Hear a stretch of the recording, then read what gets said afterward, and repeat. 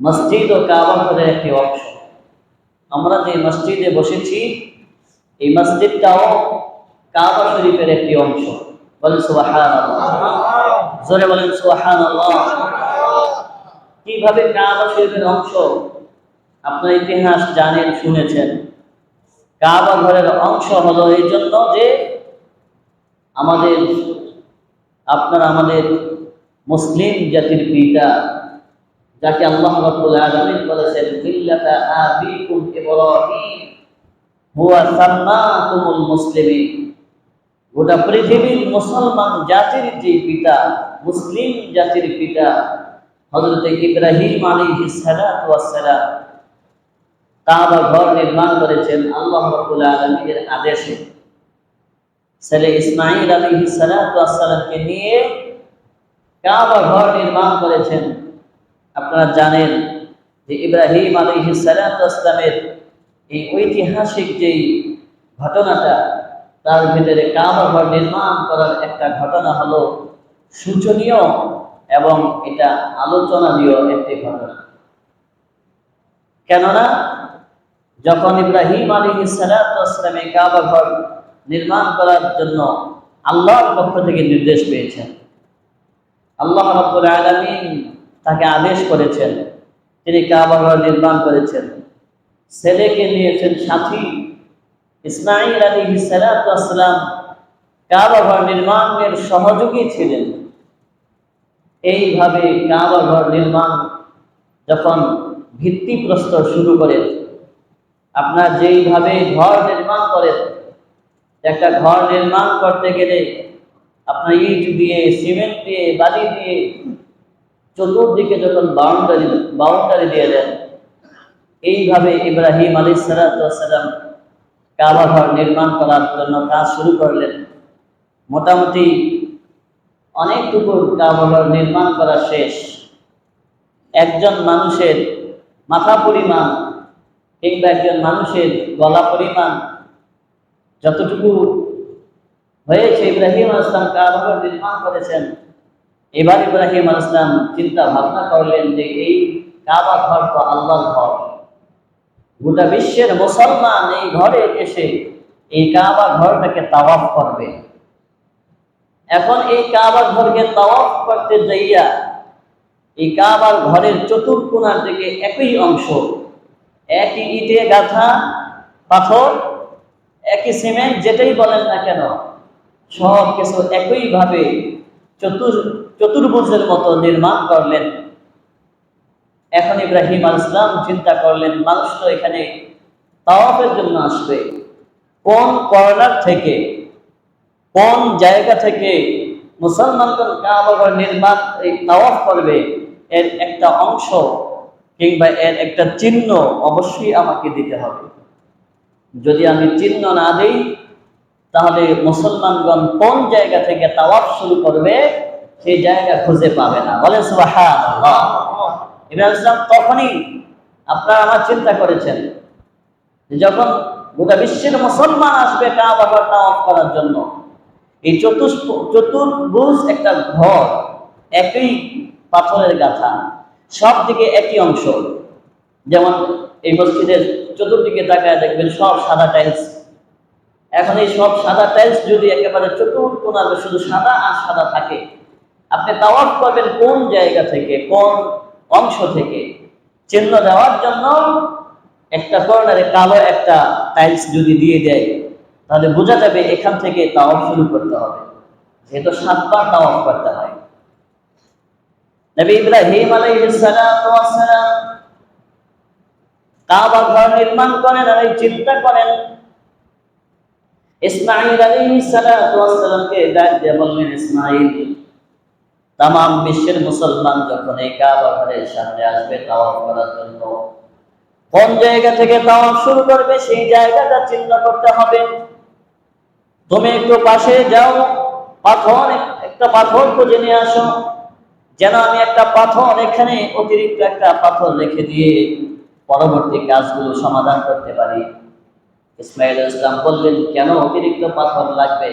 ইব্রাহিম আলাইহিস সালাম বললেন, এই কাবা ঘরের পাশে মানুষ যখন তাওয়াফ শুরু করবে, 7 বার তাওয়াফ করবে, দোয়া করবে, কোন জায়গা থেকে তাওয়াফটা শুরু করবে ওই জায়গার একটা চিহ্ন আমাকে রেখে দিতে হবে। এজন্য তোমাকে বলেছি একটা পাথর আনার জন্য।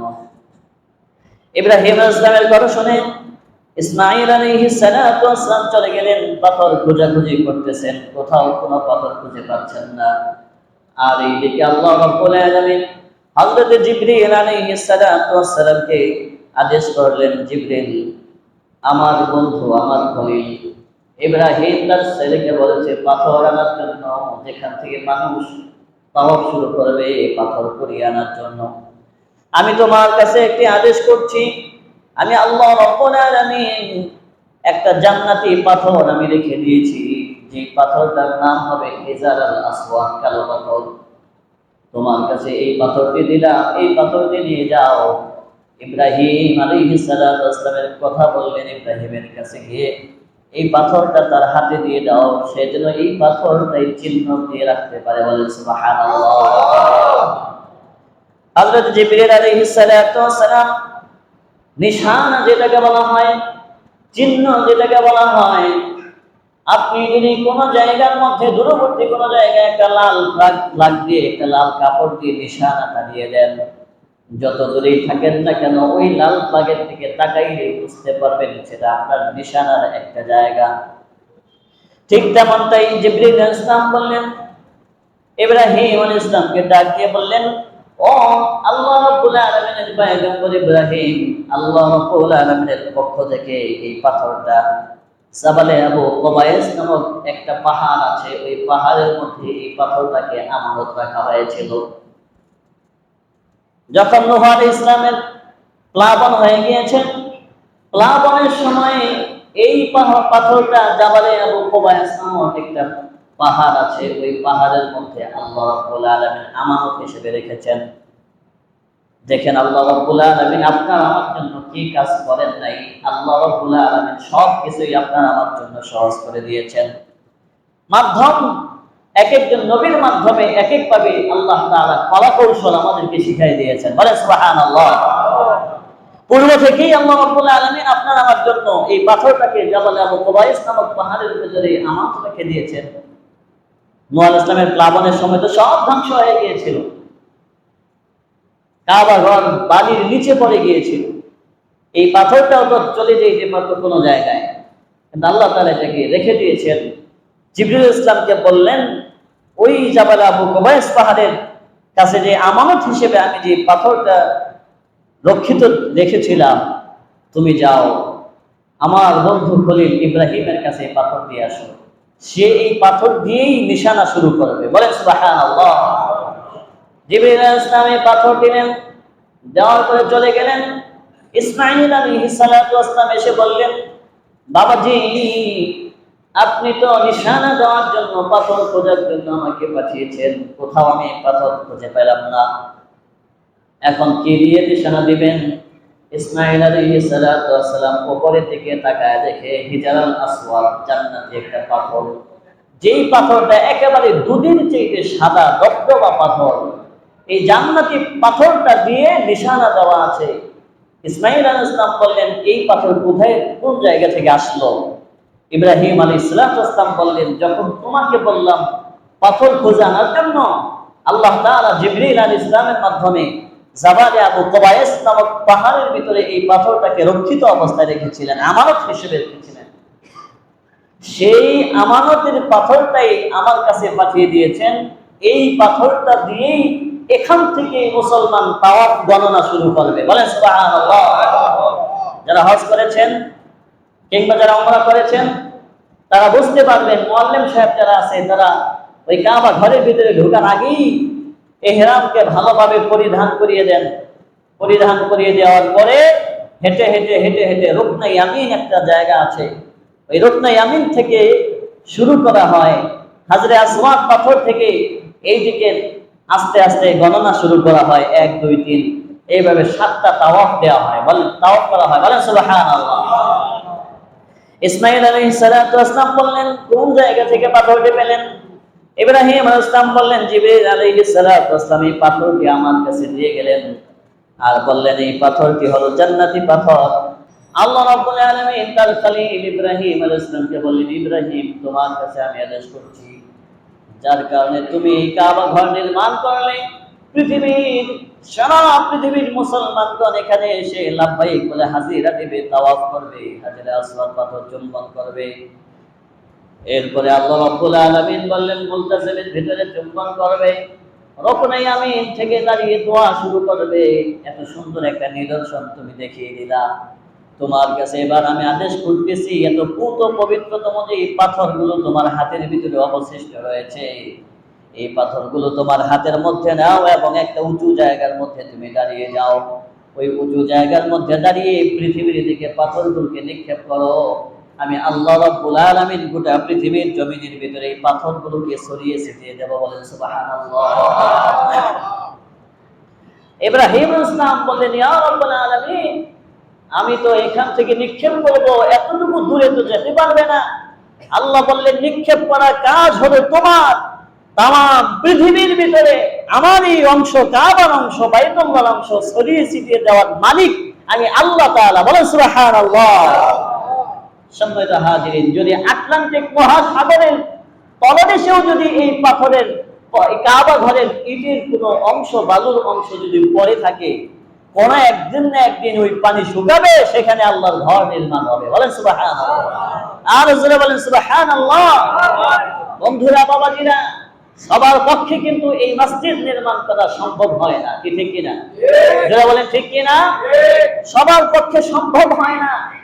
এমন মানুষ আছে, ওদের সম্পদ রয়েছে, জায়গা রয়েছে, জমি রয়েছে, ধান জমিন করছে, এইভাবে পতিত জমিন করে আছে, কিন্তু কোন মানুষের অন্তর নরম হয় না, একটা মসজিদ নির্মাণ করার জায়গা দিতে পারে না, কিংবা মাদ্রাসা নির্মাণ করার মতো জায়গা তারা দিতে পারে না। আল্লাহ রাব্বুল আলামিন যে জায়গার মধ্যে ইব্রাহিম ইসলামের হাতের অংশ পাঠিয়েছেন, সে জায়গায় আজ নয়, কাল নয়, একদিন না একদিন এরকম মসজিদ নির্মাণ হবেই হবে ইনশাআল্লাহ। ঠিক তেমনটাই এই আপনাদের বেড়াইদের চালা বাইতুল নূর জামে মসজিদ, এখানে হয়তো আপনারা জানেন যে জমিদাতা এবং প্রতিষ্ঠাতা, জমিদাতা এবং প্রতিষ্ঠাতা, জমি একজনের, তিনি যদি নিয়োগ করে যে আমি জমি দিচ্ছি মসজিদ নির্মাণ করার জন্য, তার সাথে দেখা গিয়েছে আরো অনেকজন এসে হাজির হয়ে যায়, কি ঠিক কিনা? যেটা বলেন ঠিক কিনা? কিন্তু যিনি জমিটা দিবেন তার মনটাও ওইরকম লাগবে, তার মনটা ওইরকম লাগবে।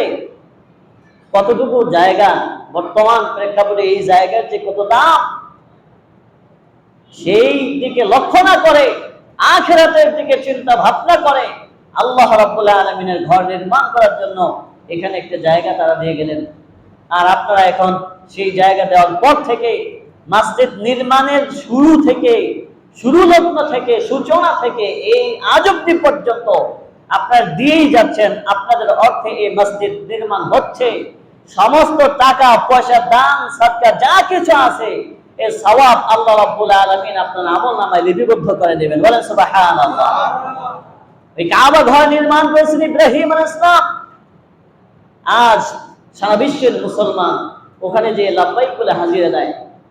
ইব্রাহিম আলাইহিস সালাম তো নেই, ইসমাইল আলাইহিস সালাম তো নেই, এরপরে আমালেকা গোত্র আছে একটা, সেই আমালেকা গোত্র এই কাবাঘর, অর্থাৎ কাবাঘর ভেঙে যাওয়ার পরে আবার পুনরায় তারা নির্মাণ করেছিলেন। আমালেকা একটা গোত্র, তারা নির্মাণ করেছেন। তারপরে জুরহুম একটা গোত্র আছে, ওই জুরহুম গোত্রের মানুষগুলো এই ঘরখানা নির্মাণ করেছেন। কিন্তু ইব্রাহিম আলাইহিস সালাম যেভাবে নির্মাণ করে হাজরে আসওয়াদ পাথর বসিয়ে দিয়ে রুকনে ইয়ামিন দেখিয়ে দিয়ে গিয়েছেন, তাদেরটা দেখে দেখে তারা এই কাজ করেছেন। ঠিক তেমনটাই একজন ব্যক্তি যখন সে নাম নিয়ে তার হাত দিয়ে কোদাল বলে না যেটাই বলেন, একটা মসজিদ নির্মাণের জন্য প্রথম মাটিতে সে কোপ দেয়, অর্থাৎ প্রথম ইট বসায় দেয়, এরপর থেকে যারা পুনর্নির্মাণ করে, ওই যারা করলো এবং যিনি দিল, সকলেই একই সওয়াব পাইতে থাকবে। বলেন সুবহানাল্লাহ। কিন্তু এই নিয়মটা আমাদের চালু রাখতে হবে। আমাদের সন্তান, আমাদের নতুন প্রজন্ম যারা আছে, এই নতুন প্রজন্মদেরকে তাদেরকে দেখায় যেতে হবে যে এরকম যদি তোমরা কোনোদিন কোনো জায়গায় মসজিদ নির্মাণ করে দিতে পারো, এটা আখিরাতের একটা ফসল, কি ঠিক কিনা? যেটা বলেন ঠিক কিনা? এই আখিরাতের ফসল আমাদের এটা থাকতেই হবে, এটা চলমান থাকবে।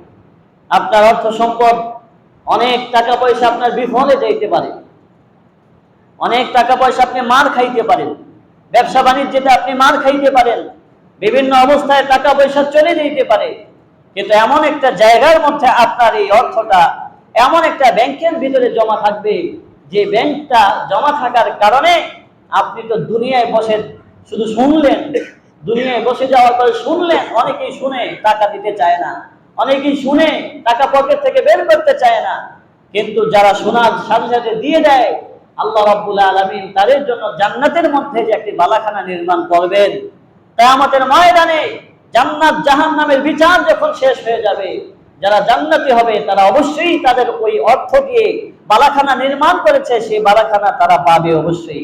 আল্লাহ তাকে ওই বালাখানা দান করবেন, বলেন সুবহানাল্লাহ। আল্লাহ আমাদের সকলকে জান্নাতের বালাখানায় থাকার তৌফিক দান করুন, বলেন আমিন।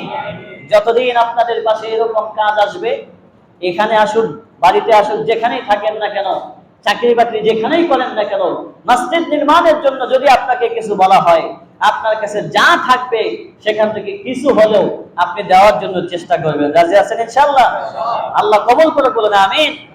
সম্মানিত হাজিরিন, তারপরে ওই আমালেকা গোত্র এবং জুরহুম গোত্ররা কাবা ঘর নির্মাণ করলেন, পুনরায় তারা আবার নির্মাণ করলেন। কিন্তু এই পুনরায় নির্মাণ করার পরে যে কুরাইশ বাহিনী, কুরাইশ যে বংশধর ছিল, কুরাইশ বংশের কিছু লোক ছিল, ওই কুরাইশ বংশের লোক যারা, তারা দেখলেন যে কাবা ঘর নির্মাণের সময় হাজরে আসওয়াদ পাথরটা এটা তো সরে গিয়েছে, এখন এই হাজরে আসওয়াদ পাথরটা আবার একটু বসাইতে হবে। এ নিয়ে কুরাইশ বংশের ব্যক্তিরা কথা কাটাকাটি শুরু করলো, তারা মারামারি শুরু করলো, তাদের ভিতরে একটা ঝগড়া ফেসাদ শুরু হয়ে গিয়েছে যে পাথর কে সবার আগে সেখানে বসাবে, যে পাথরটা বসাইতে পারবে সেই তাদের নেতা হয়ে যাবে।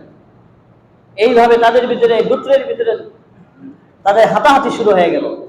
আমরা দেখেছি, আমরা মাদ্রাসায় যে দশম শ্রেণীতে ইতিহাস পড়াই, সেখানে দেখলাম যে আইয়ামে জাহিলিয়ার যুগের মানুষের যে কত বর্বরতা ছিল, তাদের যে কত শক্তি ছিল, এবং তাদের বর্বরতার কারণে জোর যার মূল্য তাদের ছিল, জোর যাদের বেশি ছিল সেদিকেই মানুষ চাইত, নরম ব্যক্তিদের কাছে মানুষ যাইত না। সেই সময়টা তারা এইরকম অবস্থায় এই হাজরে আসওয়াদ পাথর নিয়ে তারা একটা কথা কাটাকাটি শুরু করেছে। এমন অবস্থায় একজন মুরব্বী মানুষ বলল, আগামীকালকে সকালবেলা যে ব্যক্তি এই কাবা ঘরের সামনে আসবে, ওই ব্যক্তি, অর্থাৎ ভালোভাবে বললেন যে আগামীকাল সকালে বনি সাহেবা একটা গেট আছে, বনি সাহেবা একটি গেট আছে। আমরা যখন কাবা ঘরে যাই, সেখানে যাওয়ার সময় হাজরে আসওয়াদের থেকে আমরা যখন তাওয়াফ শুরু করি, এর পাশে তাওয়াফ শেষের পরে হলো মাকামে ইব্রাহিম, মাকামে ইব্রাহিমের পাশেই বনি সাহেবা একটা গোত্র ছিল, অর্থাৎ গেট ছিল। রাসূলুল্লাহ সাল্লাল্লাহু আলাইহি ওয়াসাল্লাম ফজরের নামাজের সময়ে সবার আগে ওই বনি সাহেবা গেট দিয়েই কাবার সামনে উপস্থিত হয়েছে, বলেন সুবহানাল্লাহ। ওই দিন রাতে সবাই চিন্তার মধ্যে ছিল কে কার আগে বনি সাহেবা গেট দিয়ে যাবে এবং কার হাত দিয়ে এই হাজরে আসওয়াদ পাথরটাকে বসায় দেবে। যে ব্যক্তি হাজরে আসওয়াদ পাথরটা বসিয়ে দিবে সে তো তাদের নেতা হয়ে যাবে, তার দাম অনেক হয়ে যাবে। এই চিন্তা ভাবনা করে কেউ তো রাত্রেবেলা ঘুমায় না, কে কার আগে যাবে। কিন্তু আল্লাহ রাব্বুল আলামিন যার মাধ্যমে এই কাবা ঘরের পাশে তাদের দ্বন্দ্বকে মিটায় দেবেন, যার মাধ্যমে তাদের ঝগড়াকে মিটায় দেবেন, তিনি হলেন আপনার আমার নবী নূর জাহানের বাদশা মুহাম্মদুর রাসূলুল্লাহ সাল্লাল্লাহু আলাইহি ওয়াসাল্লাম। আল্লাহ তাআলা সকাল বেলায় নবী করিম সাল্লাল্লাহু আলাইহি ওয়াসাল্লামকে পাঠায় দিলেন। নবী করিম সাল্লাল্লাহু আলাইহি ওয়াসাল্লাম বনু সাহেবা গোত্রের গেট দিয়ে প্রবেশ করলেন। প্রবেশ করার পরে সবাই তার দিকে তাকিয়ে রয়েছে, সবাই বলতেছে এ তো আল আমিন, এ তো আল আমিন, বলেন সুবহানাল্লাহ। কি ঘুমাইছেন নাকি? যারা বলেন সুবহানাল্লাহ। মুহাম্মদ সাল্লাল্লাহু আলাইহি ওয়াসাল্লামকে কাফেররা, ইহুদিরা তারা বলতো আল আমিন বলে ডাকতো, বিশ্বস্ত ব্যক্তি হিসেবে তাকে ছোট সময় মেনে নিয়েছেন, বলেন সুবহানাল্লাহ। নবী করিম সাল্লাল্লাহু আলাইহি ওয়াসাল্লাম যখন আসলেন, আসার পরে তিনি দেখলেন ওই ভিতরে মানুষ তারা কথোপকথন করতেছে। মুস্তাদরিক আল হাকিম একটি কিতাব আছে, সেই কিতাবের ভিতরে লেখা আছে ইন্না কুরাইশান ইখতালাফু ফিল হাজারি হিনা আরাদু আই ইয়াদাউ হাত্তা আই ইয়াকুনা বাইনাহুম কিতালান বিসুফি ফাকালা ইজআলু বাইনাকুম আউওয়ালা রাজুলি ইয়াদখুলু। অর্থাৎ তারা বলতেছে, তাদের ভিতরে যখন বাকবিতণ্ড শুরু হয়ে গেছে, তখন তাদের মধ্যে আইয়াকুনা বাইনাহুম কিতালু বিসুফি, একজন মুরব্বী মানুষ, সুফি মানুষ, তাদেরকে বললেন ইজআলু বাইনাকুম আউওয়ালা রাজুলি ইয়াদখুলু মিনাল বাবি, যখন এই বনি সাইবার গেট দিয়ে আউওয়ালু রাজুলিন, কোন একজন প্রথম ব্যক্তি যখন প্রবেশ করবে, ফাদাখালা, অর্থাৎ ওই ব্যক্তি তোমার এই হাজরে আসওয়াদ বসানোর সমাধান করে দেবে। বলেন সুবহানাল্লাহ। ফাদাখালা রাসূলুল্লাহ সাল্লাল্লাহু আলাইহি ওয়াসাল্লাম ফাকালু হাযা আল আমিন ওয়া কানু ইয়াসুমুনাহা ফিল জাহিলিয়াতি আল আমিন। তারা সবাই যখন দেখলেন বনু সাইবা গেট দিয়ে যে ব্যক্তিটা ঢুকলো, প্রবেশ করলো, তারা বলতেছে হাযা আল আমিন, তিনি তো একজন আল আমিন, তিনি তো আব্দুল্লাহ সন্তান, আব্দুল্লাহ বেটা মুহাম্মদ, তাকে আমরা আল আমিন বলে ডাকি। তারা বলতেছে ইয়াসুমুনাহা ফিল জাহিলিয়াতি আল আমিন, জাহিলিয়ার যুগের মানুষ তাকে আল আমিন বলে ডাকতো। ফাকালু ইয়া মুহাম্মদ, তারা বলতেছে হে মুহাম্মদ, ক্বাদ রাদিনা বিকা ফাদাআ, ইয়া হে মুহাম্মদ, আপনি যেহেতু প্রথম এখানে এসেছেন, আপনার কাছে এবার আমরা বলে দিচ্ছি, এই হাজরে আসওয়াদ পাথরটা কে সবার আগে বসাবে, এই সমাধানটা আপনি আমাদের মাঝে দিয়ে দেন। বলেন সুবহানাল্লাহ। নবী করিম সাল্লাল্লাহু আলাইহি ওয়াসাল্লাম তাদের থেকে একটা চাদর নিলেন, চাদর নিয়ে ওই চাদরটা মাটির মধ্যে বিছায়া দিলেন। চাদরটা মাটির মধ্যে বিছিয়ে দিয়ে আল্লাহ রাসূল নিজ হাতে হাজরে আসওয়াদ পাথরটা ধরলেন। রাসূলুল্লাহ সাল্লাল্লাহু আলাইহি ওয়াসাল্লাম নিজ হাতে ধরলেন, ধরার পরে ওই পাথরটাকে চাদরের মাঝখানে বসায়া দিলেন। বলেন সুবহানাল্লাহ। এরপরে আল্লাহ রাসূল বলেন, দেখেন কেমন বিচার নবী পাক সাল্লাল্লাহু আলাইহি ওয়াসাল্লাম প্রথম যুগে করে গিয়েছেন। রাসূলুল্লাহ সাল্লাল্লাহু আলাইহি ওয়াসাল্লাম যদি তিনি নবী নাই হইতেন, এই সমাধানগুলো তার দ্বারা দেওয়া সম্ভব হতো না, কি ঠিক কিনা? এই সাধারণ বিষয়গুলোই আমরা বুঝি না। তৎকালীন সময়ে সবাই তাকে আল আমিন ডাকতো। এখনো পর্যন্ত তিনি নবুয়তি পান নাই, কিন্তু সবাই তাকে আল আমিন পাইতেন। নবুয়তি বলতে তার একটা বয়সের দরকার আছে, ওই বয়সে পদার্পণ করার পরে কিতাবের একটা ওয়েট আছে, কিতাব রাখার একটা ওজন আছে, ওই ওজনটাই 40-এ পদার্পণ করার কারণে আল্লাহ তাআলা দান করেছেন। কিন্তু তার আগেই থেকে, গত জুমায় তো আপনাদেরকে বলেছি, এর আগেও নবী ছিলেন যে আল আমিন ডাকতো। তারা বলতো আমরা বিশ্বাস করি সেই এই হাজরে আসওয়াদ পাথর বসানোর সমাধান দিতে পারবে। আর রাসূলুল্লাহ সাল্লাল্লাহু আলাইহি ওয়াসাল্লাম নিজ হাতে পাথরটা চাদরের মাঝখানে বসালেন। বসায় এবার বললেন, তোমরা যে গোত্র আছো, কুরাইশ যে গোত্র আছো, ওই গোত্রের সবাই চাদরের চার কোণায় সবাই ধরো, দিয়ে তারপরে এটাকে রেখে দাও। বলেন সুবহানাল্লাহ। সমাধান হয়ে গিয়েছে, কোনো ঝগড়া ঝাঁটি নাই, কোনো মারামারি নাই, রক্তারক্তি নাই, কিছুই নাই। কিন্তু এর আগে সবার ভিতরে বাকবিতণ্ড শুরু হয়ে গেছিল, আর আল্লাহ তাআলা সমাধান করে দিলেন তার বন্ধুর মাধ্যমে। কোনো ঝগড়া ফেসাদ হয়নি, কোনো ঝগড়া ফেসাদ হয়নি।